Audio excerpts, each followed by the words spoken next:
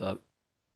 Happy Friday, everyone. Welcome to Testa and Neal Keep It Real right here on WWSU 106.9. I'm Shea Neal. Alongside with me, Parker Testa. Parker, happy Friday to you, man. The Raider gang survive. Milwaukee made a dogfight out of it, but the Raider gang survive and they play UIC today. So they move on. We're going to get into the best logos in sports. And we also got, of course, NBA to talk about. And then 5 not so insane trade deadline deals in the MLB. I like it because it gives the Reds maybe the best shortstop in baseball. So I'm cool with it. Yeah, so it was a good day yesterday. The Raider gang, like you said, it was a dogfight all the way through. I mean, both it was a pitcher's duel for the longest time, and then Hamilton tripled and scored 2 runs like the awesome center fielder that he is. So it was a great game yesterday. So lots of great games yesterday. That Suns Lakers game last night we'll get into later was a lot of fun also. Yeah, and I mean, I said this, I texted you this yesterday, semi jokingly, but also not really. Quincy Hamilton could carry this team to super regionals just with his bat, it seems like. Yeah, it's certainly is possible. There was the only scoring in that game came from Hamilton had a 2-run triple, and then he was driven in by Tyler Black, and then the very next inning, an RB or sacrifice fly to right field scored the 4th run of the game. So it was a lot of fun to watch that yesterday. And Milwaukee almost made a game of it, almost hit a homer over the left field wall in the 9th, which almost gave me a heart attack. But it was a lot of fun to watch yesterday for sure. Yes, it was. And I'm excited for the matchup against UIC later on today. Jake Schramm wasn't, his top tier self. He got through 4 2/3. He only gave up 3 runs. I mean, he wasn't bad by any means, but it's not the Jake Schramm we became accustomed to seeing this season. But how good was the all freshman team? And freshman of the year on Wright State, you could argue freshman of the year in the Horizon League, but freshman of the year for Wright State, Jake Shirk was outstanding out of the pen yesterday. He was, and it's something that Jake Schramm started to struggle a bit as we got into the 5th there yesterday. So Coach Sogard brought in Shirk, made the all freshman team in the Horizon League this year, and he showed us why yesterday. He played very well. Absolutely. And we'll get into more of that reaction a little bit later on. But let's get into the top logos in sports. We've got about a little bit of a decompressed show here on this Friday afternoon. It's going to be 1:30 to 3 instead of 1 to 3, but we still got plenty to get into. Parker, I think I'm going to be extremely biased towards some of the historic logos on this list, like the Cubs, the Yankees, the Knicks, stuff like that. But one that pops in my head right off the bat is one that I don't think you're thinking about. It's a college football team. It's a college football team that I think is extremely slept on. I'm going with Georgia Tech. Ah, okay, that's an interesting one. But I'm not mad about it. I'm not mad about it. They have man. The Yellow Jackets is really also an underrated mascot in sports. It really is. I like that one a lot. All right, what's your first one that you got? I think the first one for me is probably the Oregon Ducks. That just the simplicity of that yellow O is something that I like a lot. Yeah, Oregon's a good one. I like Oregon a lot. I think that they have so many different uniform combinations and color combinations, but that logo is very classic. It's kind of like the block O at Ohio State. Like I said, I'm going to be biased towards a lot of teams with history. But yeah, Oregon football, that neon O, I mean, it's become a staple in college football. How about this one? It's a team pretty close to where you grew up. It's not your favorite team, but the Butler Bulldogs. Yeah, I like that as well. One of the only teams in the country that has an actual bulldog as their mascot. So yeah, an underrated dog breed, man. They're great. They are for sure. And it's really cool to that Butler has an actual animal as one of their or as their mascot. So the Bulldogs is one that I like a lot as well. Yeah, no doubt about it. two that come into my head, just I'm thinking colleges right off the bat, but two that pop into my head are maybe the best rivalry in college sports, and that's Duke and North Carolina. Again, it's history behind it, but that Carolina blue and then that Duke, that just classic Duke logo. I mean, I don't think you could think of college sports without the Duke and Carolina blue. No, I don't think you can either. And one that I also like a lot is Notre Dame. Mm-hmm. The classic, the shamrock, or those, just even just the bright gold helmets that you see on in football season up there in South Bend is another one that I like a lot. Let's give you the respect that I think they've earned, and let's move to baseball and talk about the LA Dodgers. It's a logo with a lot of history, but it's also very classic. I like the way that they present it. That script Dodgers is just very clean looking, and then that red, blue, and red, light blue, and white color scheme is just perfect.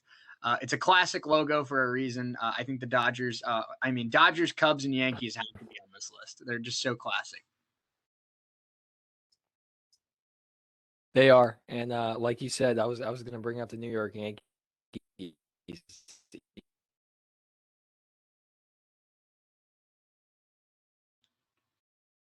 I think we might have lost Parker there. We'll see. And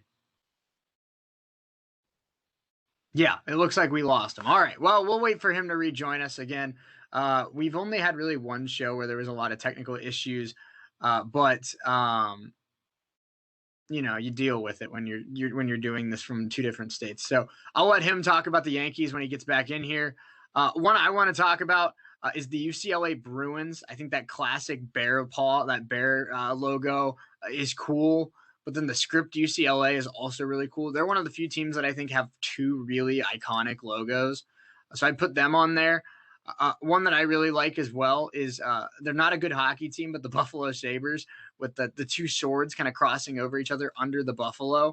I think that looks really cool as well. It's a very cool design. It's very. You back?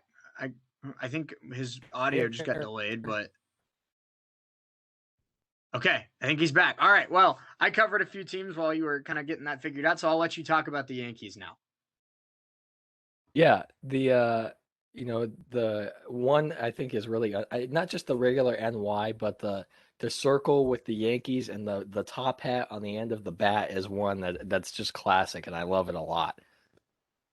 Mm-hmm. Yeah, I think the Yankees, they're the definition of, class and professionalism in sports. So I think that fits perfectly. One that I also really like, I hate it because I hate that it's a team that I despise, but the St. Louis Cardinals, that red cardinal sitting on that perched wood bat with the script Cardinals underneath it. It's a classic logo for a classic organization. And I can't stand that organization, but I got to admit it, their logo's nice. It is, and just I mean the bat with the Cardinal sitting on top of it, and the um, just the scripted Cardinals on the jerseys is one I mean this isn't best uniforms, but I love the powder blues that they wear. Yeah, no doubt about it. This one comes from Tim on Twitter, and he says, I'm going to go with two green teams. It's funny because they're my two favorite teams in these respective sports, but Michigan State Spartans for, football, basketball, that stuff, and then the Boston Celtics. Yeah, yeah. The Celtics is one that's another just I mean classic that you see everywhere. I like that The Michigan State pick, though. That Spartan it's a really clean logo. I got to admit it. It is, and I mean, just the simplicity of just the dark green color, and that logo I love. Just the big Spartan with the big whatever that's called, I think feathers or something. I don't know, but the Spartan is a mascot that I like a lot as well.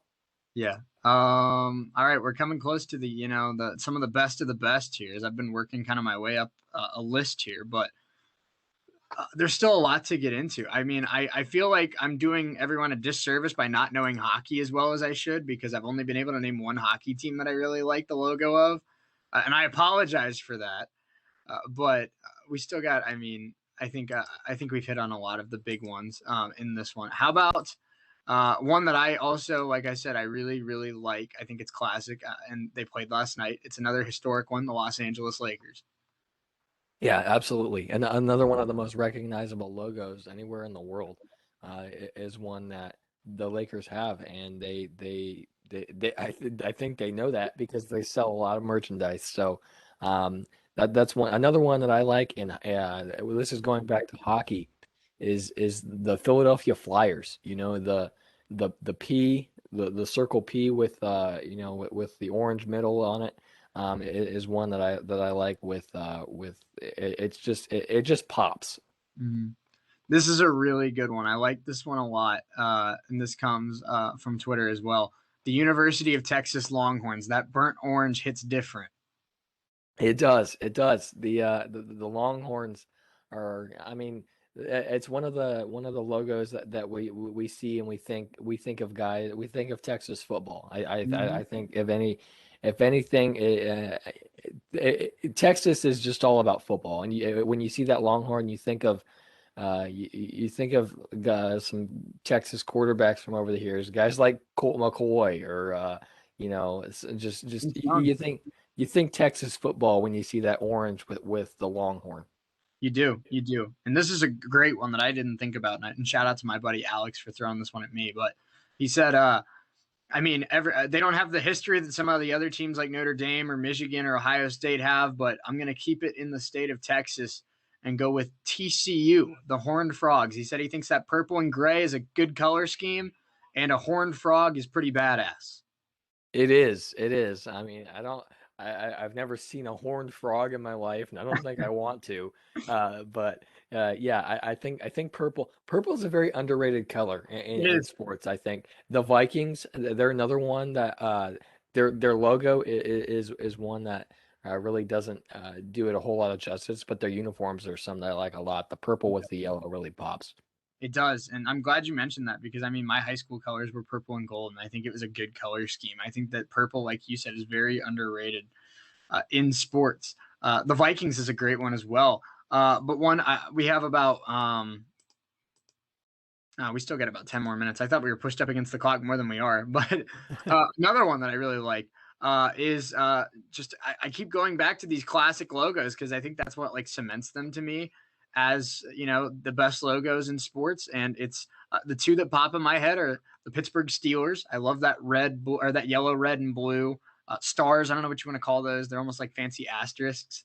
But then the Steelers, just that circle with the Steelers in the middle. It's just so iconic. And then one that I really like as well, the especially the '90s era. I think the modern logo is still really good, but the '90s one hit different. The Chicago Bulls. Yeah, yeah, yeah. The Bulls is one that you think Michael Jordan, you think Pippen, you think Phil Jackson, you think of '90s era Bulls. Really, when the Bulls were at their best, is when you think is what you think of when you see the red with the white horns there in Chicago. So another one that I like going back to hockey is the Toronto Maple Leafs. The Mm. just this the leaf with the blue is one that I like a lot, as well as the Detroit Red Wings. That tire with the wing going off the back of it is one that I like a lot. Yeah, I do too. I was just about to mention the Red Wings. So I'm glad you brought that up. But another one. I mean, if we're gonna stay with hockey, I'll try my best to keep up. But I can't remember if it's the oldest team in professional hockey. I know they were one of the original six, but the Montreal Canadiens. I mean, it's the Canadians are like the Yankees of hockey, and so I feel like the Canadians logo is like the Yankees logo of hockey. That red C with the white H in the middle, that very classic red, blue, and white color scheme, and it's been really unchanged since they became a franchise more than 100 years ago. So they just strike me as the Yankees of hockey, and I might be wrong on that, but I know they have a lot of history, just like the Yankees do, and that HC Montreal Canadiens logo is really really nice. Yeah, yeah. And I'm gonna be a bit of a homer here for a second, but the Colts is one that I like a lot. Not the horseshoe, the old era one with the horse, is one that's really cool to me as well as I know this is one of the historic, another really recognizable logo in football, but the Dallas Cowboys Yeah, is, that Cowboy star, man. yeah, I yeah. don't know. There's something about the star. You think Jerry when you think the star, when you think the Dallas That might be the Cowboys. most. That might be the most recognizable logo in sports. It might be. It's possible. It's It's very possible. it comes down to like Yankees, Cowboys, and Lakers, and it's hard to pick between those three. But that Cowboy star is just so iconic. It is, and another one that comes to mind for me is the Boston Red Sox. You think of guys like David Ortiz. You think of guys like Pedro Martinez and Ted Williams when you think Red Sox. So the Red Sox is another one for me that I like. Yeah, I agree. I like that as well. How about going back to the NFL? I can't believe we haven't mentioned this team yet. I mean, it's another logo that's nothing flashy, but it's just so historic. I think that they don't need to mess with it. But it's the team that won the first ever Super Bowl, the Green Bay Packers. Yeah, yeah. Another one that a lot of teams have kind of, I don't want to say copied, but kind of recreated with their logo. The Georgia Bulldogs, and there's a bunch of high school teams around the country that have taken that historic G in Green Bay and have kind of recreated it with color schemes. One that comes to mind for me, going back to college football, is the U of the Miami Hurricanes. Yeah, no doubt about it. That's a good one. I'm glad that's a really good one because that Miami U, that green and orange color scheme is really cool, and it's way better than that old like duck that they had or whatever. That was, I saw a tweet and I laughed because it's true, but it looks like a ticked off version of the Vlasic pickle bird. Right, right.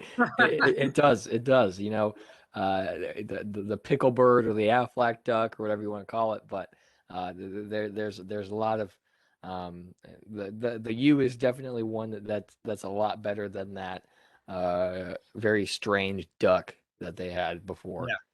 And I'll tell you what, we can. This can be another one, but I want to get into like the best traditions in sports, where you have the Virginia Tech coming out to Enter Sandman. You have Clemson hitting the rock. You have Michigan tapping the banner. Ohio State doing the block O. There's so many good traditions, but one of my favorites is that stupid duck hurricane thing coming out on a motorcycle at Miami games. That's pretty cool. It is. It really is one of the cooler ones. It's uh, the Miami is one that I think is good. Miami gets a lot of rap, but I love. I mean, just this, the green and orange U, the motorcycle that comes out before games. There's just a whole bunch of different traditions of really everywhere. They're all over the place in sports. They got somebody raising the 12th man flag at CenturyLink Field in Seattle before Seahawks games. So there's a bunch of them we can go around with. Yeah, there sure are. What's really quick here to end hour number, well, not really hour number one, I guess, but the first hour of the show. We kind of got a little bit of a late start today, but the Raider gang. Let's touch a little bit more on them. They take on the UIC Flames today. It's going to be the top two seeds in the Horizon League tournament. They play the loser is not out. If whoever loses today is not out, they will play the I believe Milwaukee, correct? Later tonight. Milwaukee will play Youngstown later tonight. Well, Milwaukee already beat Youngstown, so isn't Youngstown out? That's right. That's right. So I So think how this works, and I could be wrong, but I think how this works is UIC and Wright State play first. The loser of that game plays Milwaukee tonight, and then whoever wins that game plays the winner of the UIC Wright State game in the championship tomorrow. it's a double elimination tournament. And so there were three games yesterday, and I believe, as I Two pull today. this up here on live radio, um, there is okay. So Wright State plays UIC today at 2 o'clock. Yeah. They moved that game back because of weather. Mm-hmm. The loser of today's game will play Milwaukee later tonight at 6 o'clock. So the winner of the first game today will play the winner of the game later tonight tomorrow for the championship. And you said it's double elimination, but I don't know how that works. If let's say Wright State beats UIC, but loses to whoever's in the championship tomorrow. Does that mean Wright State gets two shots at it, or is it just one winner take all championship game? I believe it's just one winner take all is how the championship game works. Okay, okay, that makes sense. Now Wright State's been the odds-on favorite all season long in the Horizon League, and I don't think that changes today. But UIC is the defending conference champions, so Wright State kind of got a little bit of payback and beat Milwaukee yesterday, and Milwaukee was, the team that knocked them out in 2019. But the revenge tour's got to continue. They got to knock out the defending champs in UIC and punch their ticket to the Horizon League title. But the way this team's playing right now, yesterday was a little bit closer than maybe Coach Sogard wanted it to be, but Jake Shirk stepped up out of the bullpen, and that bullpen was able to hold that lead as well and help out Jake Strand after one of his I don't want to say worst games of the year, but one of his more inconsistent games of the year. Today, Right. I assume it's going to be Bremer. I don't know. I don't think Sogard's made the decision yet between Bremer and Klein, but it's either going to be Bremer or Klein, and they have a big task because that UIC team's really good. It is, and they're tough for sure. One thing that I tweeted yesterday that I liked a lot is Coach Sogard was playing old school ball yesterday, and I've sat here on. I mean, I did it when I had my show in the spring. I've sat here on this show for the last few weeks talking about it. I love old school baseball. I love old school baseball, moving the runners. You utilizing walks, moving the runners, and not relying on the home run ball. Neither team hit a home run in yesterday's game. Neither team, and it was a dogfight, pitcher's duel, It's a great game. and Wright State won that one 4-3. So they scored without hitting a home run. They moved runners, and that's what baseball is supposed to be about. So it was a great game to watch yesterday. And hopefully we'll have another one today, and hopefully the Raiders come out with a win. Oh yeah, absolutely. I'm excited for today's matchup as well.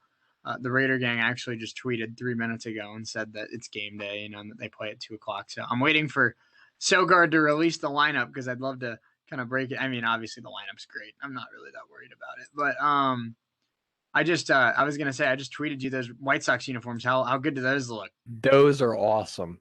Yeah, I love that. That font that just says Southside on it is fantastic. it looks really good.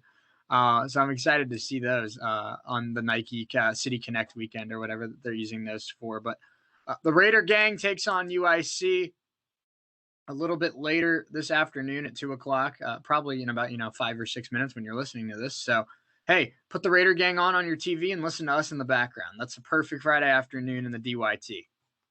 Yeah, sure is. And it's gonna be awesome.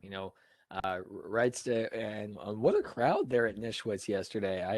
Great I, crowd. I, I put that game on, and it's like, wow, people showing out to support the Raider gang. Shay, I love it. So, I'll tell you um, what, man. I was watching it in the lobby here of WWSU, and I was pacing back and forth from about the sixth inning on because I wanted to play. I wanted to get a couple extra runs and make myself feel a little comfortable. But they got the win regardless. And like you said, what I respect about what Coach Sogard did yesterday is a lot of managers, kind of. I don't want to say fold under the pressure, but are looking for that really big inning and try and go for it all and go for big home runs and go for big plays. Uh, Coach Sogard did a really good job yesterday of recognizing when an opportunity to score was there and capitalizing on that opportunity and getting a run when he could get a run. He didn't force Quincy, or he didn't force offense from Quincy Hamilton and Tyler Black and just say, hey, swing for the fences and hopefully a couple sneak over. He recognized that this is going to be a dogfight against a solid team. And when they got runners on first and second, he's like, hey, let's bunt, let's sack fly, let's have a hit and run go. So I admire Coach Sogard's just approach to that game yesterday because I don't know if I'd call it, I mean, it is old school in a way, but I don't know if I'd call it small ball. I'd just call it winning baseball, man. He didn't change the way that he coaches because of the situation. He knew what worked for this team all year, and he said, "Hey, our hitters are good enough to capitalize on these opportunities. So just have them, make contact and hit the ball hard, and we'll see what happens." yeah. So, and what did happen is it was very tough to hit the ball through the infield yesterday, and if you got the ball through the infield, you got very lucky. Because both teams played very well defensively. It was a low scoring game, a Our pitcher's pitching was battle. solid too. Yeah, yeah, Milwaukee and started a true freshman. right, and he didn't play terrible. He No, played well. Both guys went for over 100 pitches yesterday, so um, that was, and I think I saw a career high in pitches for Riley Fry. Milwaukee started yesterday, and a career high in innings pitched for Jake Shirk yesterday, and he came out and he performed very well. yeah, absolutely. They're gonna need a good start today out of either Bremer or Klein. Obviously, good starting pitching is vital in any baseball game, especially the tournament. But um, I'm interested to see how that bullpen steps up today because they're not going to, I assume they're not going to have Shirk available today. So we might get to see Hornsmeyer. We might get to see some other guys that don't, get the main big innings for this Raider team. And I mean, they've stepped up when they've needed to step up this year, and I don't expect anything to change today. No, I don't think so either. It's they're gonna do a lot of the same. It's another if it ain't broke, don't fix it kind of deal. Absolutely. So what they're doing right now, it's working, and they're playing very well. So I don't expect there to be a whole lot of changes. If there's any changes at all, maybe Sogard moves the lineup around a little bit. But I think that's the only change that we'll see. They're playing very well and it showed yesterday. They're a very good team. They didn't crack under the pressure. It was a one-run game for almost the entire way through. So uh, and like you said, Coach Sogard didn't crack under the pressure. He managed the game uh, to hold that lead, and if you get the lead, you want to keep that lead. So. And it doesn't matter if you have a 1 run lead or a 15 run lead, you win the game either way. So Mhm. and that's what tournament play is all about. You just find a way to win, and that's what the Raiders did yesterday. Absolutely. A win is a win. All right, we're going to step away. Hour number 2 coming up next. We got an hour left of the show today. When we come back, we're going to talk about the NBA playoffs. The Bucks. Oh my goodness, how good do the Bucks look? They looked very good last night. They blew out Miami. They did, and the Lakers bounced back at Staples Center. So a lot to dive into. We're also going to get into 5 trade deadline deals that might not be as insane as they sound, including a guy out in Colorado maybe coming to the Cincinnati Reds. I'll talk about that and more. Hour number 2 coming up next. Keep it real. We'll be right back.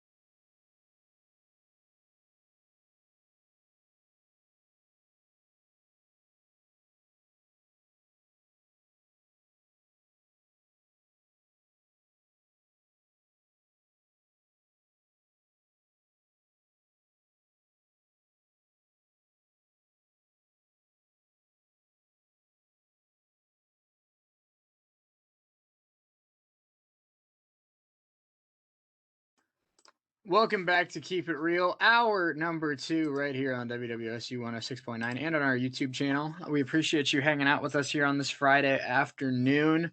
Parker, I can't stop looking at these freaking White Sox jerseys, man. They look so cool. They do. They do. They're awesome. I mean, I don't think that I mean, we fangirl about a lot of things on this show, but I love the black with the white pinstripes and that font that just says South Side on it. Looks awesome, and the logo on that hat is just fantastic. Man, it looks fantastic. It does.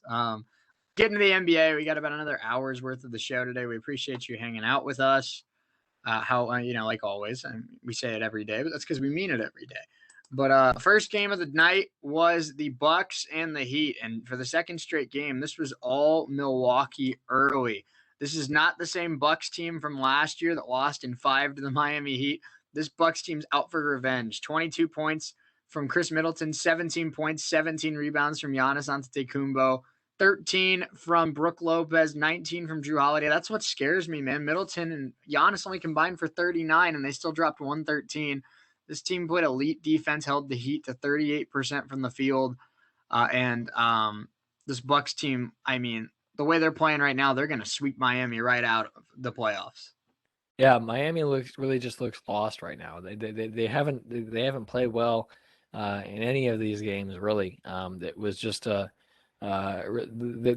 struggled. They did, and they got good games from Butler and Bam Adebayo, and that's good. I mean, they had 19 and 17 points, uh, both those guys respectively. So, and that's really on a downfall. They've both Butler and Adebayo have put up 20-point games in almost every game this series, and last night.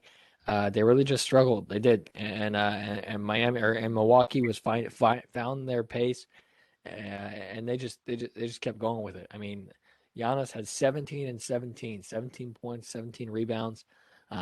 Chris Middleton had 22.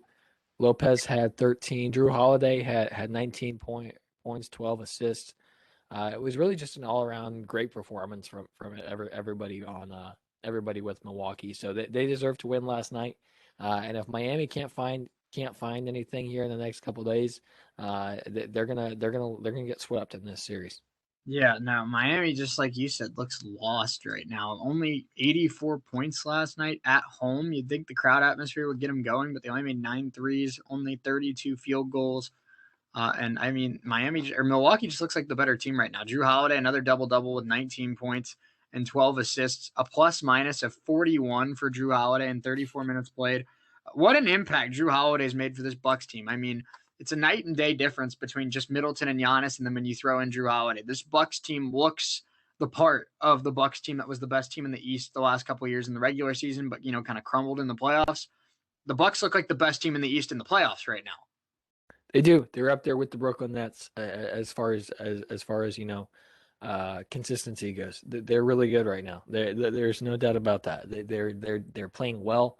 They're firing on all cylinders, if you will. So I expect Milwaukee to come out and win Game 4 with the performance that they put on last night, and just they really dominated that game last night. They did. They won by almost 40. So it was they played very well last night, and they have everything going in their direction right now. They have all the momentum going into Game 4, and with the way they're playing, I see no reason why they shouldn't win Game 4. Yeah, I agree. And just some of the production of the role players for the Bucks: Lopez with 13, Forbes with 11, Portis with 11, Tucker with 5, Connaughton with 9. That's 5, mostly bench guys. I mean, I get that um, Lopez starts, but he's kind of more in a role player role. But those 5 guys right there combined for, if I do some quick math, that's 49 points. That's the Heat only scored 84 as a roster, and the Bucks had 5 bench kind of players score 49. So this Bucks team is deep. They're dangerous, and when Drew Holiday's on the floor right now, they look unbeatable. They do, and it's no they're just playing, and there's no other way to put it. I mean, they're really good. They are really good. I mean, I sat there watching it. You texted me last night. You said the books look good. It's like, yeah, they do. They're kicking butt. So, it was really great to see them just really just blow out my. I don't say that a lot about blowouts that are fun to watch, but it was fun to watch last night. The Bucks looked really good, and like we said, Miami looks lost. So, they can't figure it out coming up here in the next couple of days to see if they can come out and try to get a win. Because who knows? If you win a game, momentum changes if you can win a game. So, who knows? Maybe they win two, maybe even three, and make this a series. So, but with the way Milwaukee's playing, I expect them to come out and they win Game 4. No doubt about it. I agree. Speaking of, this might be the greatest transition I've ever done, but speaking of teams with green in their color scheme that rally and win big games, the Dayton Dragons are now 4-0 at games that I'm at this year. We're down 5-1 heading into the sixth inning. Came back and won at 7-6. And hey, you know what the most impressive part about all of this is? They had three pitchers get called up to Double A, and they had only two guys that could pitch last night. The starter, who was making his debut, and a reliever. The starter went 4 innings and gave up 5 runs. The reliever went 4 innings, gave up 1 run. And then they also called the guy who was running on freaking fumes to get the last 3 outs of the game. But they had like nobody on that pitching staff last night, and they still managed to squeak out a win. They were warming up their backup utility infielder in the bullpen in the ninth inning. Minor league baseball for you folks. How about My that? goodness. I thought Tom was about to tell me to report to the dugout. Go down there and give him an inning, Shay. Come on. Go out there and get loose. You pitched a couple years ago, right? Right. But no, I mean, how great! I mean, it's been really a really fun gig, and I mean, this is I don't like I said, I don't want to take a political stance on this, but this was the first time I've been at Day Air where they have masks are optional if you're vaccinated, and they're opening the stadium to full crowd capacity next week, and it was a breath of fresh air. I can't lie, it was nice to go to a baseball game, not wear a mask for 3 hours, and it felt normal for the first time in a very long time. Yeah, and normal is something that I think we've all been trying to get back to. I know it's becoming more and more like the restrictions are being more and more loosened. And that's it's great to see society getting back to whatever normal is now. So it's like I said, or like you said, we don't want to make this political, but it is nice to get back to a new normal. It sure is. It sure is. I think that it's definitely an interesting and it's an interesting I guess discussion to have because I mean uh, I don't know where I mean like I said it's some people share different opinions. Some people are definitely obviously still hesitant on going around without a mask. I mean I get that. I think up until a couple months ago I was in that same boat. But I think it was nice to see everyone in the press box last night just not be for the first time in a year and a half stressed out about the pandemic. It just seemed like we were, it was for once, it was the way baseball was meant to be intended. Everyone was just having fun and just kind of there to watch a game and not worry about anything else. And that's what it's really all about. Yeah, yeah, for sure. You go to a baseball game to have fun, and baseball games are supposed to be fun. And when there's stress about everybody else around you, it kind of that fun factor kind of goes down a little bit. So, it's great to hear that everybody up there at Day Air Ballpark was having a blast last night, and everybody really all around baseball is starting to get back to normal and just having fun at baseball games, which is what it's all about, like you said. Absolutely. Really quick, let's fangirl about WWSU again because we always do that. How good does our wall look now? It does. It looks really good. Yeah, you guys did a great job yesterday or the day before, whatever day that was. You sent me those pictures and it's like, oh wow, that looks really good. Yeah, no, we I can't take any credit for it. That's all our marketing director's vision. I just helped, hammer some thumbtacks into the wall. But yeah, I think it looks great. I think it looks really modern. I think it pops. And Right now we have our old logo chilling in the middle there because that's all we really had to work with. But when we get that new black and red logo in there, I think it's gonna bring a really cool, modern, bold look to WWSU. Yeah, yeah, and where'd you guys find all those records? Just laying around or? Yeah, we just took them out of the studio. Okay, so yeah, that looks really good.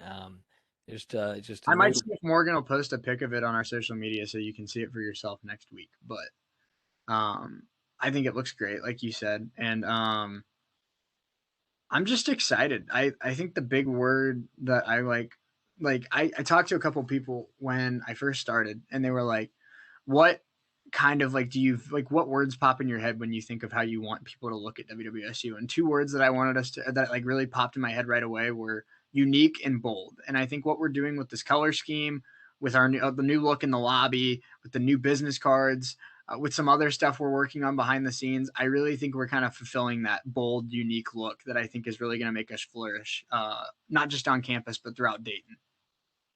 Yeah, the people that we have around us right now are just awesome. That I mean, there's just from our directors to our DJs to I know a lot of us have been in touch with people who are interested in being a part of our org. So just the excitement, it's kind of it's very what's the word I'm looking for? It's very refreshing. It really is. Where we're doing a lot of awesome things. I know we sit here every week and we talk about what we're doing, and I come out of those meetings just sitting there. Like, we sit there, we go, wow. I mean, we're having a lot of fun, and I know we've said it a lot on this show, but we have fun more than anybody else on this campus. I don't care if you work in the athletic department, or I don't care if you're working in, I don't know, some fraternity or whatever you're doing. I can guarantee you that you aren't having as much fun as we are. Nope, 100%. Yeah, I mean, call me when your fraternity spends an entire morning nailing records onto a wall. That's the kind of fun. No, I'm just kidding. But no, I mean, it's gotten to the point where like we think our meetings are fun, and that's not supposed to happen.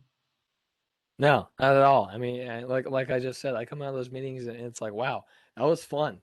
We just talked about just a whole bunch of cool stuff that we're doing for an hour, and it was a blast. So, sitting here talking with talking with Scotty about some of the new DJs that we have coming around, talking with Pat about some of the stuff that he's working on with our software, The talking with. play sign looks sick, by the way. Right. Talking with Morgan about some of the stuff that she's working on for her social media. I mean, it's just we're having fun, and that's what we're supposed to do here, and we are. And if you're out there and you're listening and you want to come have fun with us, by Yeah, all means, get in touch with one of us. We'll help you out. absolutely, no doubt about it. Yeah, I mean, who wouldn't want to be a part of this? I mean, we had we had one of the other org members in the office yesterday, and our show was airing. And I just kind of said under like I was talking to myself and I'm like I don't know why anybody listens to me. I sound horrible. I hate listening to me. And then it was when you said we were talking about Tim Tebow, and I'm like, some people are blessed more than others, Parker, and you're like, yeah, and we weren't that blessed, and I'm like, hey man, speak for yourself. And then she just goes, well, that's why people listen to you because you somehow make it funny, and I'm like, well, maybe. I don't know. I think it's cringy and lame, but if other people think it's funny, I guess I'm doing my job. Right. Yeah. That's. I feel like a lot of this show is cringy and lame, but so far people That's like it. the new So title we're of the show. Testa right. and Neal, cringy and lame. Right. So that's I mean, we think the stuff we're doing, a lot of this show is cringy and lame, but if people like it, I'm okay with it. We're having fun. So That, I mean, if we think we're cringy and lame, who are we to judge? yeah, absolutely. I can be cringy and lame if that's what works. Let's get into the Lakers and Suns. The Lakers take the lead with a game 3 win, 109-95 last night. They hold Devin Booker to 19 points. Chris Paul struggled as well, only 7 points. DeAndre Ayton was good, 22 points, 11 rebounds. But other than that, the Suns really struggled from the field, shooting 43%. The Lakers were nice. with LeBron James pacing the way with 21 points, 6 rebounds, 9 assists. Anthony Davis had 34 points and 11 rebounds, and then 20 points for Dennis Schroeder. He stepped up in a big way and became that third piece for the Lakers last night. The Lakers seem to have found a little bit of momentum in this series. I don't think it's over by any means for Phoenix, but right now, Phoenix has got to find a way to play well in Game 4 because if the Lakers go up 3-1, I think it's a wrap. Yeah, I think it is as well.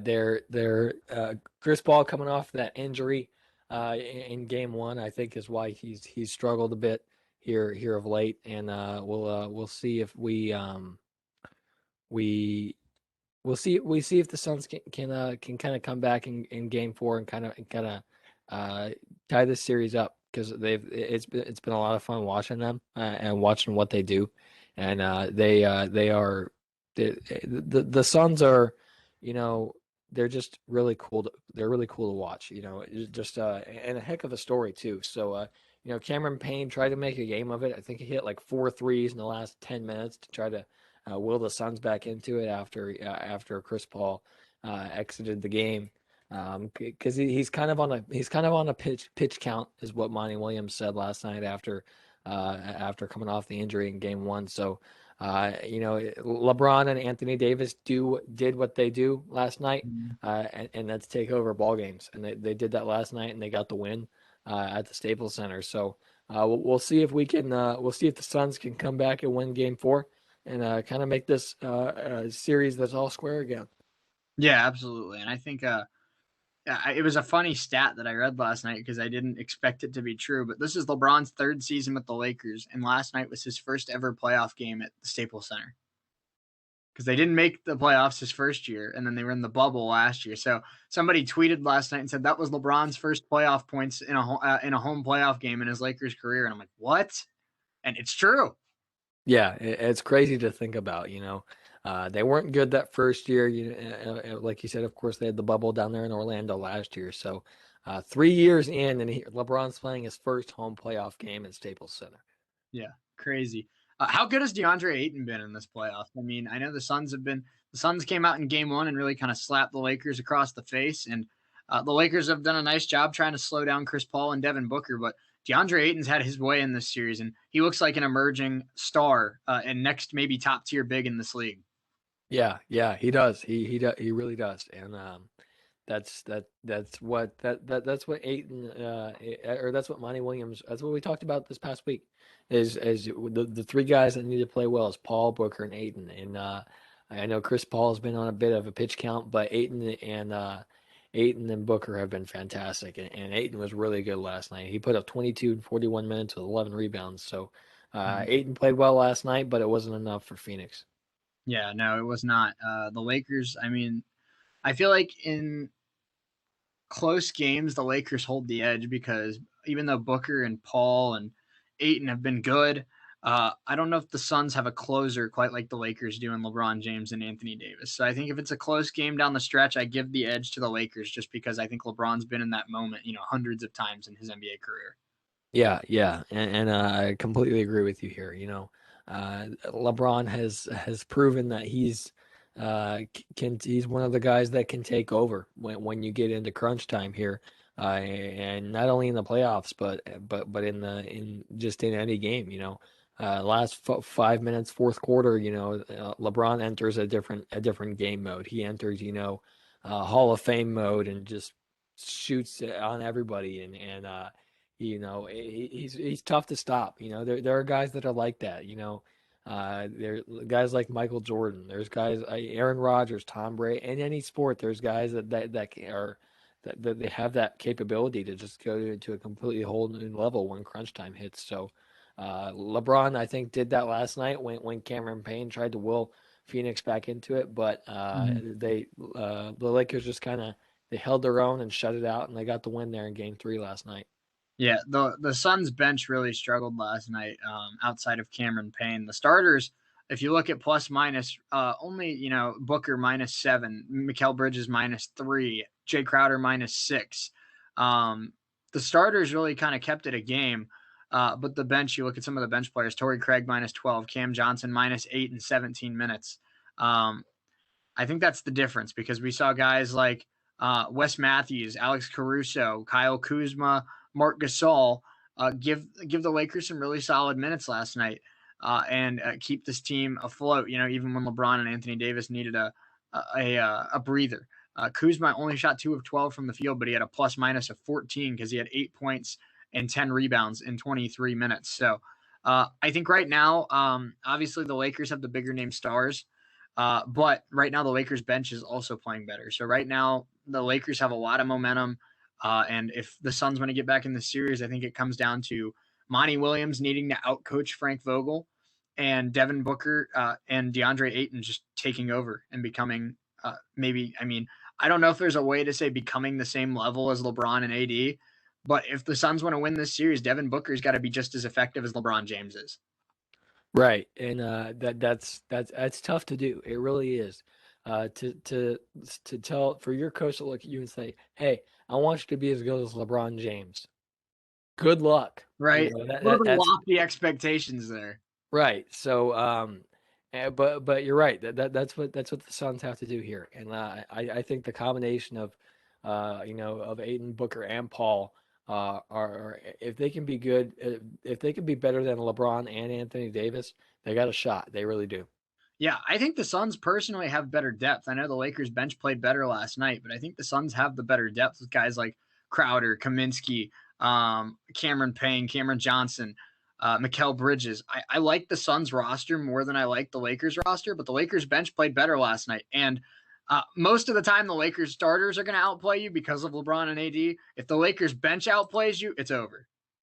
It does, and bench play is something that I think that we've seen throughout the entirety of these playoffs. That's really important.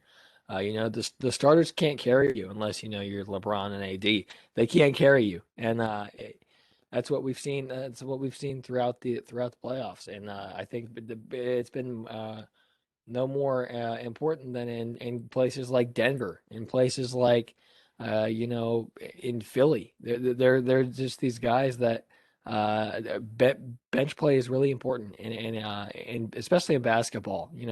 I don't think we see bench play as a whole lot more prominent in sports like football or baseball, unless guys get hurt. But bench play is really important in sports like basketball and hockey. You got to have guys that can come in and give the starters a rest and continue to play that same caliber of play even when the starters aren't on the floor. So you need guys to keep you in it.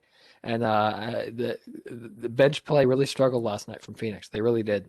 So that's what the Suns need to kind of need to work that out if they want to make this if they want to win this series and advance further into these playoffs. If they win this series, I think this is going to be the world's going to be on fire. I think, and it Because wouldn't surprise it. the Mavs Right. got the Clippers too. I mean, what if both LA teams go down in the first round? Right, and it wouldn't surprise me if the Suns do win this series. It wouldn't surprise me to see it wouldn't be, oh Lord, it wouldn't surprise me to see them struggle in the next series because I think when you beat a team like the Lakers, you really get burnt out, and we've seen that happen before. So, if the Suns win this series, major props to them. They deserve it, but. We'll see if they can make this. See if they can come back in Game 4 and win one, and make this series all square too. Yeah, for sure. To tie in that, you talked about the importance of bench play, and to tie that into a Wright State topic. I mean, I really personally think that what prevented Wright State from winning the Horizon League championship last year on their men's team was that they didn't have a very good bench, and I think that that speaks volumes to how important your bench is because Wright State's got the best starting lineup in the Horizon League easily. Tanner Holden, Loudon Love, Grant Basili, Tim Finke, Trey Calvin. That starting five could beat anyone in the Horizon League. That starting five could beat almost anyone in the country. But I mean, last year, really off the bench, all they had was Jalen Hall and Alex Hubricks. And Alex Hubricks was a true freshman that took about half a season to get going. And Jalen Hall's not a pure scorer necessarily. He's more of a playmaker. So I like that Scott Nagy was aggressive, went out and got Riley Voss, went out and got CJ Wilborn, trying to improve the depth of this roster. But we saw it right here at the Netter Center last year how important bench play is because the team with the best starting lineup in the Horizon League inevitably lost, or eventually, I should say, lost to a team that was worse than them because they got outplayed on the bench. They did, and we see that a lot, and another thing that's prominent is guys just kind of either they get overconfident and think they're going to win, so they don't play as hard. And when you don't do that, or when you do that, other teams aren't going to slow down because they see that and they know that they can take advantage of it. So having a good bench is crucial to winning games, and I think you're at 100% correct with that. That's something that I think Scott Nagy has tried to address here in this offseason. So I think we'll see that kind of be worked out a little bit with the Wright State Raiders. But as far as teams like the Phoenix Suns go, bench play is crucial, especially in these playoffs. So uh, we'll see if Monty Williams can kind of figure out his bench and enough to where it helps them to win games. Yeah, for sure. All right, let's get to the final game of last night, and that was the Denver Nuggets and the Portland Trailblazers. The Nuggets take it 120 to 115. What a night from Austin Rivers, Parker. He ended up with 21 points, 5 of 10 from three, 7 of 14 from the field. He got the start last night, and he delivered for the Denver Nuggets. He's been playing a little bit in place of Jamal Murray, and he stepped up when they needed him last night. 21 points, 4 rebounds, 2 assists, and a lot of big shots down the stretch to put that game away in Portland. Yeah, yeah, um, Austin Rivers is a guy who's been he's been a very strong sixth man for his entire career anywhere he goes. So to see him get the start last night and to see him to have the game that he did was fantastic to see for Austin Rivers. He put up 21, like you said, and it was. I think this Nuggets team is the deepest team that we have in these playoffs. I really do. I think they're with guys like Millsap, JaMychal Green.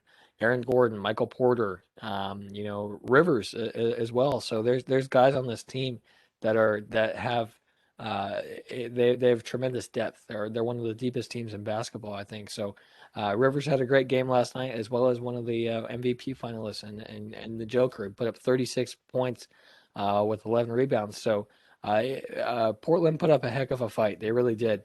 Dame had 37 last night. McCollum had 22. Norman Powell had 18, as well as Melo had 17. So this was the best game of the week, I think. It was close. It was contested all the way to the end, but the better team won last night, and that was Denver. Yeah, what a night for Jokic, like you said. 36 points, 11 rebounds, 5 assists. Only 2 turnovers as well. He shot 50% from the field, 57% from three, didn't miss a free throw. That was another big thing for the Nuggets. They shot 82% at the line to put that game away. Michael Porter Jr. ended up with 15 points. And Campazzo, what a job he's done in stepping in place for Barton and Murray being out. He had 11 points, 8 rebounds, and 8 assists in 32 minutes played. Also played some strong defense on McCollum, who shot only 40% from the field. Playoff Damian Lillard is such a legend, man. I mean, every single year in the playoffs, it feels like a lot of people count Portland out, but they're always right in everything because Damian Lillard in the playoffs is a top 3 player in the world. He is. He really is. And that's a guy who is one of the most clutch players in today's game right now. There's guys like LeBron. We talked about guys who can close in these close games, and Lillard is one of those guys. He's just fantastic. We've seen him hit big shots. We saw him hit a big shot in an elimination game a couple years ago to win the series.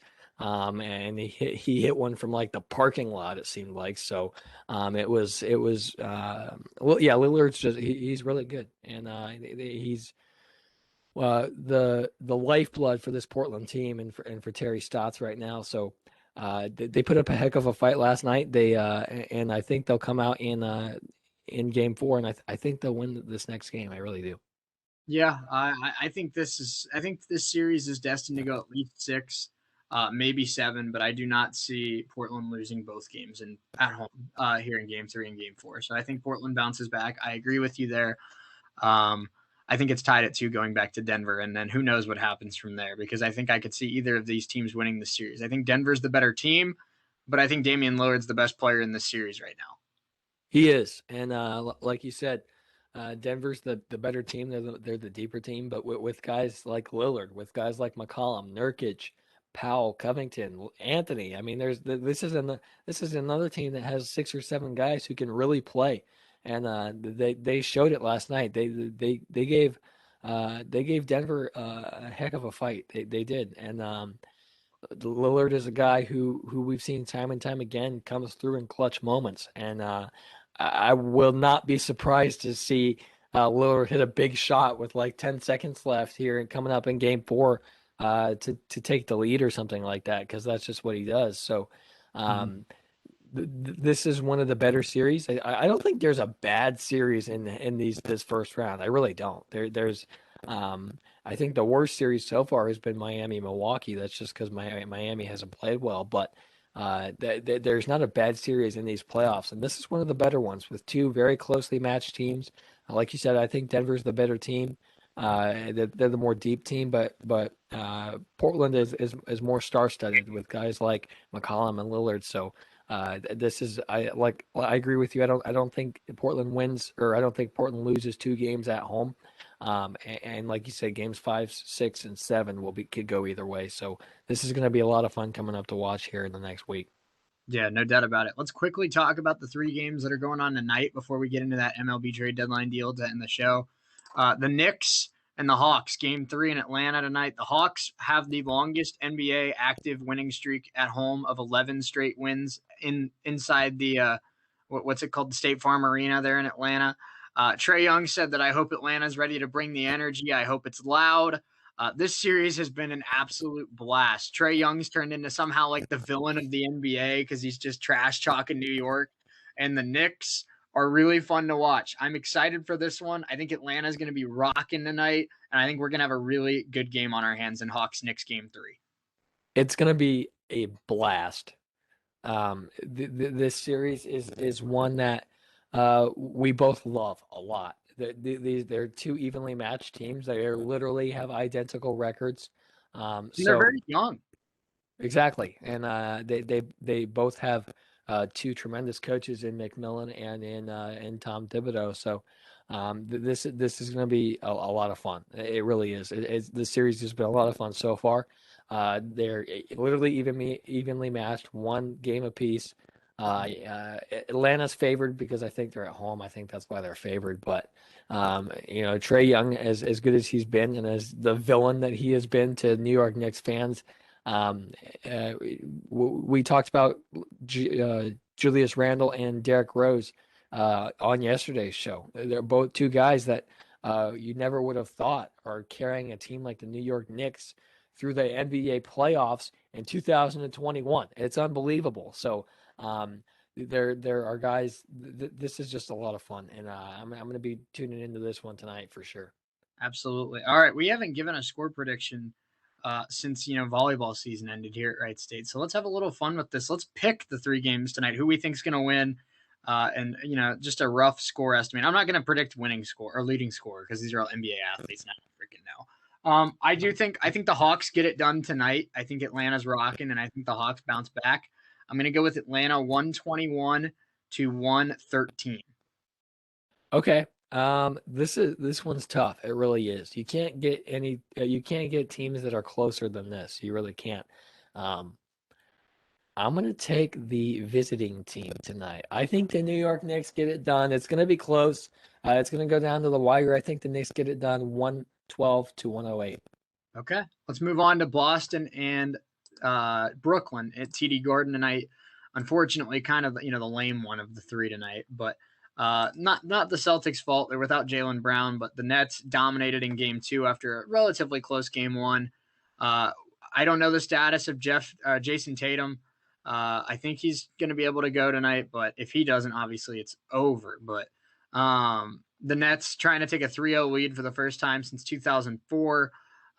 And I think they do it. I think this Brooklyn team just has figured out how to beat this Boston team, and I don't think this Boston team can keep up at this point with Brown out and with Tatum kind of nursing an injury as well.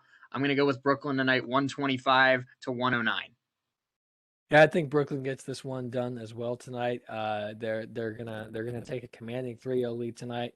With Kyrie. KD, Harden, those guys going up against somewhat of an injured Jason Tatum. He's nursing an injury, like you said. So I got Brooklyn tonight as well, 123 to 119.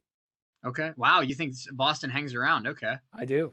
All right. How many points for Tatum then? Is that like a 45, 50-point game for Jason It's gonna Tatum? be another one of those nights where Tatum carries Boston. He's gonna put up 40 or 50, and he's gonna carry the Boston Celtics tonight. It's gonna be close, but the Nets win this one.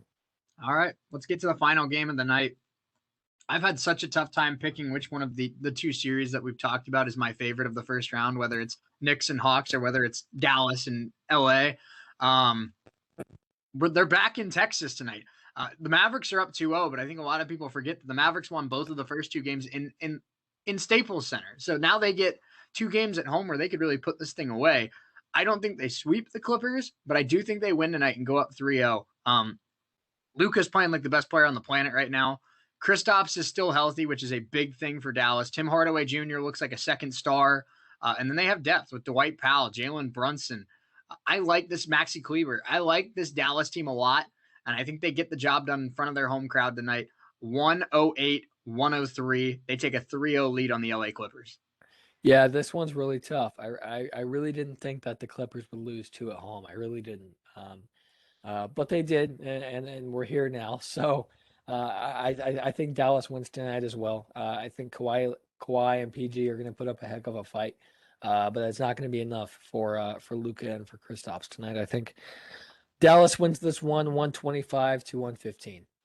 All right, we got 20 minutes left here on today's show. Happy Friday to all of you. Appreciate you hanging out with us on Keep It Real. I found this article, Parker, and I like it because it made the Reds look confident. But 5 MLB trade deadline deals that might not be as crazy as you think. So let's start with one that I think is probably the least likely to happen out of any on this list. Max Scherzer to the Toronto Blue Jays.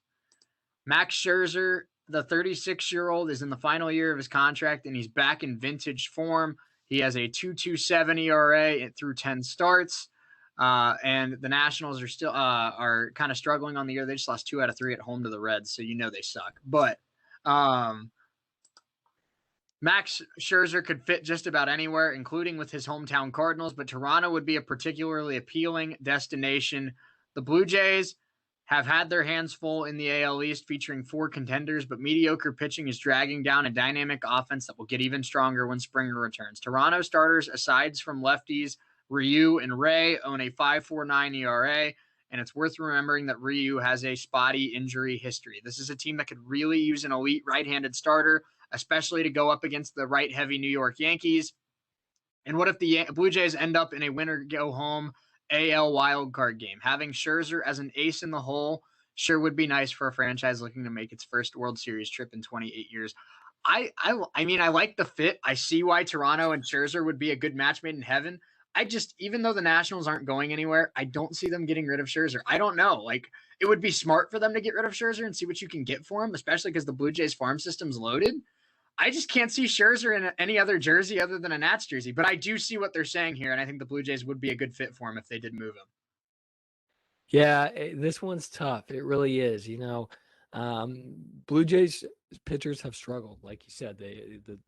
Their top two guys, or the guys that aren't Ryu and Ray have a 5.49 ERA on the year, and that's not going to get it done. That's not going to win you games. So, if you could add a 2.2 ERA to the Blue Jays rotation.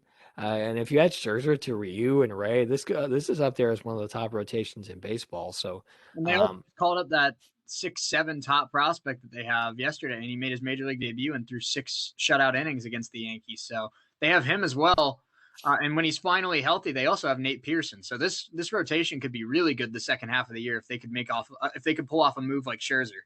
yeah, like you said, I think this is one that is it's very slim chances that this happens because if I'm Mike Rizzo, then that's GM. I am not sending away Scherzer the only way I'm sending away Scherzer is if it's to a team like the Yankees, and they give me like, I don't know, Aaron Judge or something. But he's real. I mean, Max Scherzer is still really good, even at 36. He has a 2.2 ERA. So, yeah, I personally I don't think this one happens, but in baseball, you never know. Now, here's an interesting thought. I don't know if they would do this because he has a lot of team control left, and you're only getting half a year of Scherzer. What if the Blue Jays offer Cavan Biggio? They're not going to offer Bichette or Guerrero, but what if they offer Biggio? This is tough because It's like we're getting rid of Scherzer for like 5 years of Biggio. you're getting a rental Scherzer for one of a prospect that the Blue Jays love in Biggio. So it's tough. It really is. Because I don't know enough about the Blue Jays organization to know who they have to replace Biggio. But I don't think I do that. I don't. I like Biggio enough to where I want to keep his bat in the lineup, and I don't think a half a year of Scherzer is worth giving up 5 years of Biggio. Yeah, that's fair. All right, I'm going to save this Reds one for last because I think it's the best one. But let's get into. Quit shaking your head at me, man. Let me be happy for once. I'm a Reds fan. It's been a hard year. Let's talk about this one. This one's really interesting. Nelson Cruz to the Oakland A's. They're like the West Coast version of the Tampa Bay Rays. The A's constantly exceeding projections and expectations. They recovered from an 0-6 start to take first place in the American League West.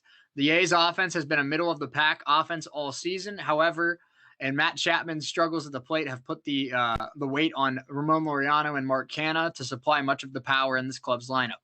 Of the players who are expected to be available, Rockies shortstop Trevor Story is arguably the most ideal target for the A's to replace Elvis Andrus, but Story would cost more in terms of prospects than the A's would want to give up for an impending free agent. Enter Nelson Cruz. Cruz will celebrate his 41st birthday in June, but he continues to crush baseballs like he has for more than a decade. Cruz is eligible for free agency after the year, but it would cost much less to acquire him than Price Story from Colorado.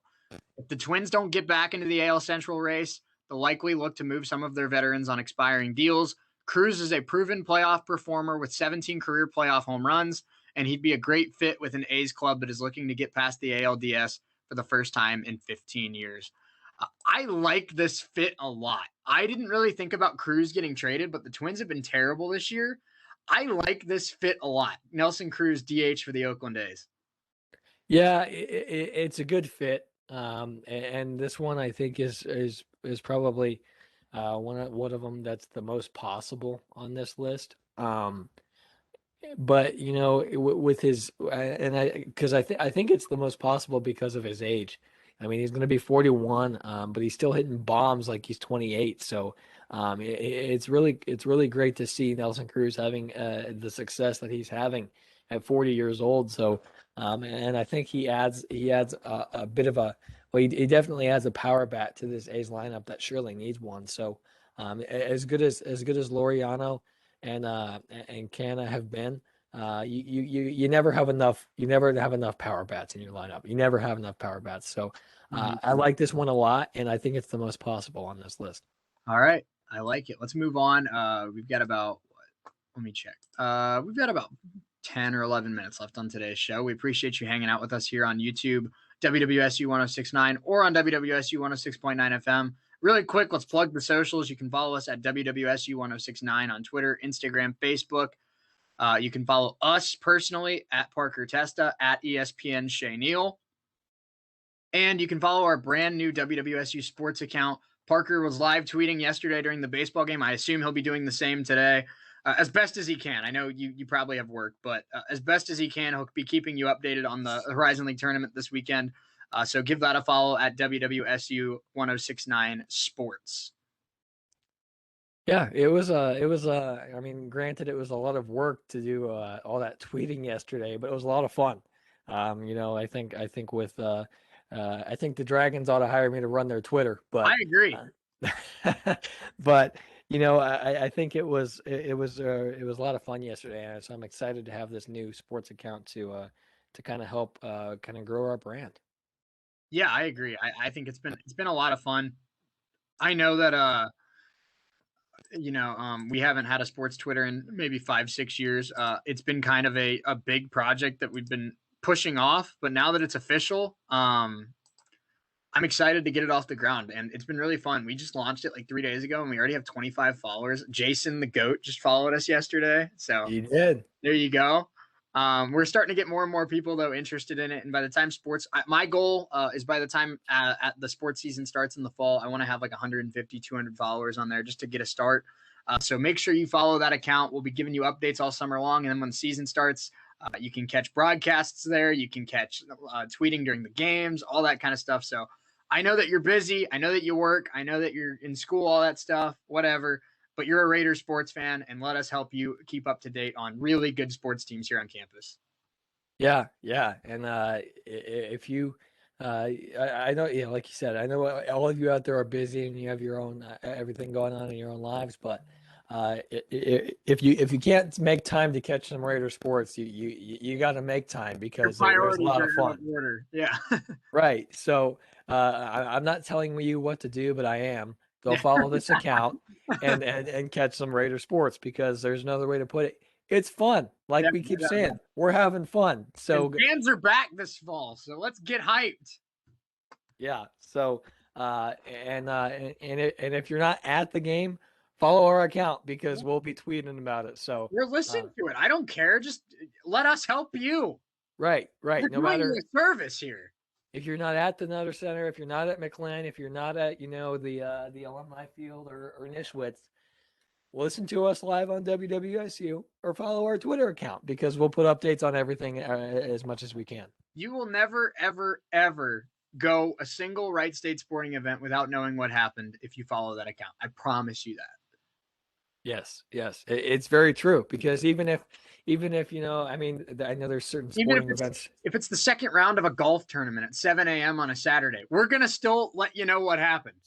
Right. That I know there's certain sporting events that take precedent over others, but the ones that we aren't broadcasting, we'll be tweeting about. So be sure to follow us there for all the Raider sports updates. We're almost faster than the athletic department tweets. So I uh, agree. I mean, yeah, I think we've put some pressure on them. I mean, they're still really good at what they do, but sometimes we're getting scores tweeted out before the like at Wright State men's basketball tweets the score. So, right. I mean, we got our hands on the trigger at all times, and we're ready to go. As soon as they take a timeout break at the Netter Center or at McClin, we've already got somebody typing. So follow us. You'll get scores, you'll get highlights, you'll get roster updates, you'll get transfers, you'll get whatever faster than anyone else. I guarantee you that. We are the Adam Schefter Of Wright State. social media team of Wright State. I love it. Just Wright State sports. I don't know anything else. But Right. all right, we got 3 more deals here. And this one is really, really intriguing. Joey Gallo to the New York Yankees. Is it too much to dream of Gallo hitting bombs to the short porch at Yankee Stadium? Just imagine his lefty bat slotted in between Judge and Stanton. There's 3 of the most prodigious sluggers in the game hitting back to back to back. So many bombs. A Gallo to the Yankees trade makes a lot of sense from a pure baseball perspective. New York could use that extra big left-handed hitter in a right-heavy lineup, and the Yankees' outfield depth is thin without Aaron Hicks, Clint Frazier, and Miguel Andujar haven't hit much at all this season. Gallo would fit right in with the Yankees, actually. He's a solid defensive outfielder who's capable of handling either corner or even center if needed. Even though he doesn't hit for average, he draws walks and tends to have a strong on-base percentage on top of all the homers. And his home run power can be a game-changing advantage for a lineup. When you talk about hitters built to perform at Yankee Stadium, Joey Gallo was made in a lab. He was. I mean, this one is, I think, the most scary out of any of them on this list. I don't want to see Gallo in New York. No, no. It's really not fair to have, Garrett Cole and Judge Stanton. I mean, Gleyber Torres. Okay, I was gonna say the 1 through 5 of your order would be LeMahieu, Judge, Gallo, Stanton, Torres. Oh my goodness! And then you have like Gary Sanchez, Gio Urshela, Luke Voigt. Like, come on! Luke Voigt's It's hitting 8. it's not fair. It's really not. And I don't know where the Yankees are somehow just find money out of a hat. But somehow they do. So and if they get Gallo, it's over. Game over. I mean, it really See you is. in 2022. And and the Texas Rangers, Joey Gallo is like the one shining bright spot that they have. So if they get rid of him, I feel terrible for guys like Chris Woodward and the entire Yeah, I guess fan base. they have Adalis Garcia. He leads the league in homers as a rookie. But I mean, yeah, Gallo is basically their fans' golden child. So Right. And if they get rid of him, Chris Woodward's going to have a tough job ahead of him, and the entire Texas Rangers fan base is going to be in tears for a long time. But yeah, this one, like I said, is the most scary on this list. there is. And even with guys like they have, uh, they're especially with a team that has as many powerful bats as they do, their outfield depth is not very strong. So. They could add a very versatile outfielder in Gallo. Personally, I hope the one doesn't happen for the sake of my Yankees hatred. Yeah, no, yeah. I mean, I like Gallo, and I don't want to have to dislike Gallo because he plays in New York. So they've already ruined Judge and Stanton for me. Like I want to root for Judge and Stanton, but I can't. So let's get to this one. Mitch Haniger to the Cleveland Indians. Cleveland has needed outfield help for a few years now, and with the team a game and a half out of both the AL Central and the second wild card spot, it seems like a good summer for a move. Indians outfielders have an 82 WRC plus, which is third lowest in the majors. Haniger's having a resurgent season now that he's back to full health. He has a 141 WRC plus and boasts 13 home runs for the Mariners. With the Mariners still working toward the future, a Mitch Haniger trade could help them stock up for those next great seasons. And the benefit for Cleveland is clear and immediate. The Indians' offense was projected to have some question marks, especially after the Lindor trade, and an outfield upgrade could help them keep contending as the pitching has already done. You said Cruz to the A's might be the most likely one. I think I lean towards this one being the most likely one. I think it makes sense for the Mariners to get rid of Haniger, and I think Cleveland's the perfect spot for Haniger to end up. Yeah, it sure is. Cleveland has had, I mean, their offense, like this thing says, was thought to be somewhat of a mystery after they traded Lindor, but Haniger could provide them with. He's got a good bat, as well as he's just a great defensive outfielder. So Haniger to the Indians is one that I think is very possible. One that's most really one of the most possible ones on this list is aside with the Cruz to Oakland, but. Yeah, this one is one that I like a lot as well, strictly because it would help it propel the Indians offense and make Tito very happy there in Cleveland. It sure would. And let's get to this last one because I'm going to need the full 5 minutes we have left on the show to fangirl about this one. Trevor Story to the Cincinnati Reds, baby. Let's go. Can you imagine this lineup? Okay, Winker and Castellanos are obviously the two best baseball players on the planet. They are both hitting like 350. They both have like 14 home runs. They're going to win MVP together. They're both going to start in the All-Star game. Could you imagine this lineup? Okay, ready? Here we go. Healthy Reds lineup. Suarez, Votto, Story, Winker, Castellanos, Moustakas, Senzel, Barnhart. That's pretty damn good, Parker. Are you done? If the Reds hang around in the Central, they play 3 in the Wrigley against the Cubs this weekend. If they can sweep the Cubs out of Wrigley, which they did last year, they're only a game and a half out of first. And hey, man, I don't think they're going to do it. But if they do it, I would be very happy. The Reds have, here's the thing though. Story, the Reds need a shortstop, obviously. Story would go from one hitter's park to another hitter's park at GABP. Luis Castillo, if he returns to form and if Wade Miley can continue his early season success, Cincinnati could be a second half monster team. The Reds have a handful of top 100 prospects, and they're not in the Rockies division, so there could be a match here come July. Story may be on his way to the Queen City. I love it. Let's go. Trevor Story. That allows us to move Winker and Castellanos out of the 1 and 2 hole. So we get more runs, move them back to 4 and 5. Suarez and Votto, Story in the 3-hole. That wins them the division. I swear. If Castillo can figure out how to not be terrible and Story becomes the shortstop, Reds win the division. I'll call it now. Are you done? I am done. This is not happening. I know it's not happening, but this is not happening. The Rockies are a horrible franchise, and they've been horrible for a long time. But they are not this dumb to trade away one of the best shortstops in all of baseball. I don't care if they're sending him. He's not coming back. I don't care if they're sending him to freaking New York. If they send, if they send Gallo and Story to New York, fine. That I can see happening. He is not going to the Cincinnati Reds. There's no way in hell that he is going to the Cincinnati Reds. He's a free agent at the end of the year. He's not staying in Colorado. They're going to get something for him. The Brewers got Adames. It's really the Reds and the A's fighting for Story. He'll go to the A's. He will not go to the Reds. They don't have Billy Bean anymore. They're going to get Nelson Cruz.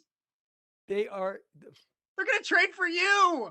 They are not going to trade for Trevor Story. The Reds will not trade for Trevor Story. It's not happening. I'm not saying that the Reds are going to trade for Trevor Story because I think the Reds front office is a bunch of boobs. But the Rockies, that's a fit. That's going to work. The Rockies are, if they trade Trevor Story, they're dumber than I think they are. They really are. And I mean, I don't Arenado. Story's less untouchable than Arenado was. Arenado was worth more to Colorado than Story is. They're going to milk every ounce of Trevor Story they have until the end of the year. That's just the way it is. Why when they trade him to the Reds? It is not happening, Shea. Get this out of your head. Winker's going to be the NL MVP, and Trevor Story is going to be the best shortstop in the league, and they're going to hit 3 and 4 for a Reds team that knocks out the Dodgers in the playoffs. Keep dreaming, buddy. That last part I really don't believe, by the way. Keep dreaming. Possible that Winker will win NL MVP. Very possible. But Trevor Story will not be a Cincinnati Red. I don't care if you've been dreaming about this since you were 12 years old. This is not happening. I don't care. It's just not going to happen. It's not. Here's the thing. I just want, when Trevor Story's a Red in mid-July, I just want you to apologize on this show and admit that you're going to be watching every Reds game on MLB TV because you want to watch Trevor Story play with Winker and Castellanos. That's all I want. I just want you to admit I was right when it happens. And what happens come August 1st when he's not a Red? I'll say that the Reds did the Reds and were incompetent. It's a win-win for me. I expect nothing, but if it happens, I cry. This is not. If he gets traded to the Reds, if he gets traded to the Reds, no. Here's what's going to happen. Okay, the Reds are going to trade for Trevor Story, but they're going to get Story and give up Winker and Castellanos. It's two incompetent teams trading with each other. I will laugh so hard if that's what happens. Because if the Reds trade for Trevor Story and they still have Winker and Castellanos on this roster, you win the division. I don't know about that. They win the division. I really don't think so. I really don't think that they'll be close. Brewers fangirl all you want. They win the division. I don't think they win the division, though. I really don't. They're going to be close. But if the Reds trade for Trevor Story and still have Castellanos and Winker on their roster, I will sit here on this show and apologize. I will. That's all I want. All right. There you go. Trevor Story will be a Red. Nelson Cruz to the A's. Mitch Haniger to the Indians. A lot of trades today. No, I'm just kidding. But, yeah, you're right. That's probably the least likely one to happen out of the 5. Well, no, I don't know. It's between that one. I think that's more likely to happen than Scherzer to the Jays, but it's one of the more unlikely ones. I agree with you. But just thinking about Story in a Reds jersey just makes me smile. All right, we ran out of time. Happy Friday to all of you. We appreciate you hanging out with us. I'm going to go watch the Raider gang, and then a little later tonight, I'm going to watch the Knicks and the Hawks. So, Dragons game's up in the air tonight. I'm supposed to work it tonight, but the weather's supposed to be terrible, so I don't know if that's going to happen. But Parker, any closing thoughts here today on Friday, other than the fact that I'm an idiot for thinking the Reds are going to get Trevor Story. If I am more likely to replace Jim Nance than Trevor Story is to get traded to the Reds. Now, come on. That's a little extra. I thought you were about to say I'm more likely to get a date. Not, I would have laughed at Oh, that. happy Friday, everybody. I'm going to go cry somewhere, but Oh man.